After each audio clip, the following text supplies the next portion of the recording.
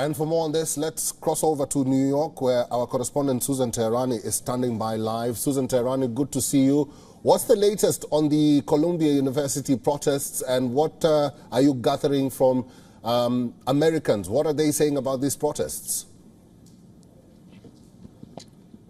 Yeah, Eric, I'm standing outside of Hamilton Hall in front of Columbia University here in New York. And I think it's a good opportunity for me to just show you what's happening around here. As you mentioned, they have occupied, these pro-Gaza protesters, Hamilton Hall. And from what we can see from the outside, because media is not allowed in, this is our view. We do see, if you can see, this is a Palestinian, pro-Palestinian banner saying Free Palestine. Hanging on Hamilton Hall, and then you have a banner in support of an environmental activist that was shot by police back in 2023, so not really related to this. And then if you move on here, you can see right in front of the Columbia campus, in front of the door, there's a blue tent.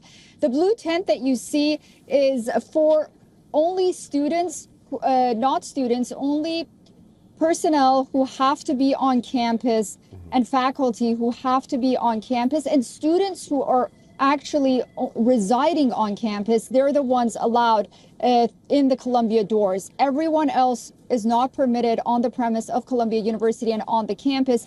And I've seen numerous people being turned around. Now, what's concerning about this is there are certain students who rely on having a meal at Columbia. They're food insecure.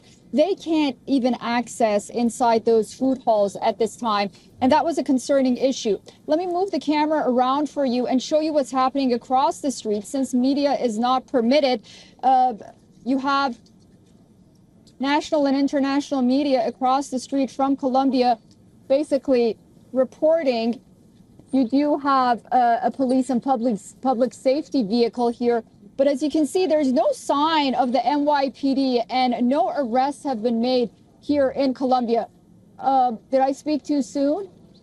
I do see an officer actually coming towards the camp. I think you can see him. He's walking towards the Columbia campus, right, walking past it. But nonetheless, there are no officers around here to really, pound on what Minouche Shafik, the president, said. She noted that, there won't be any arrests, at least for now. But, this is a situation that no one knows what's going to happen next. Right. And that's the concerning issue, not only for the students who are looking forward to graduating from this Ivy League university, but also those that need to be on campus for one reason or the other. They have finals, although the option of remote learning has been given to students and faculty, but a lot of questions unanswered. And ultimately, I think what we're going to see later on in the day is, first of all, how the university wants to respond to those agitations last night of not only occupying a building in the university, but we saw videos and images online of individuals. They might have been students, they might have been outside agitators that got in. They were pounding and opening the windows and breaking the windows, trying to get into this university. According to the Columbia Spectator, which is the official newspaper magazine for Columbia University, there were several janitors who said they were held hostage by these protesters and demonstrators and couldn't get out until they finally got out a little past midnight. So that's also a cause for concern.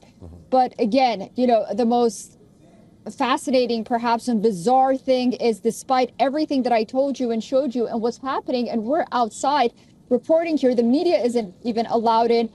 It is just radio silence from administrators inside this university. Susan, did you manage to get a hold of one of the students from Columbia University, because they had been issued a threat that they may face suspension if they continue with the protests? They have, and Columbia says that their suspension process is ongoing, but the students put out a statement. I do want to say that a lot of the protesters have been advised not to talk to the media. They say they have a press team, but no one has been able to locate that press team. They put out a statement on X saying that despite punishment and suspension, they're going to stand their ground because there was a vote among the protesters. They said that they were going to continue staying. I do want to say that there's a tent camp that we've seen image of inside the university. That camp is significantly smaller after that threat of suspension Monday, but still there are about a dozen encampments inside continuing. And then, of course, in Hamilton building behind me, that is where the majority of the protesters are waiting and waiting for Colombia to divest. And Colombia said that it's never going to divest. All right. A lot of commotion there. We've been talking to our correspondent, Susan Teherani, who's outside the Hamilton Hall in New York. Thank you very much, Susan, for that update. For all the latest news, download the WION app and subscribe to our YouTube channel.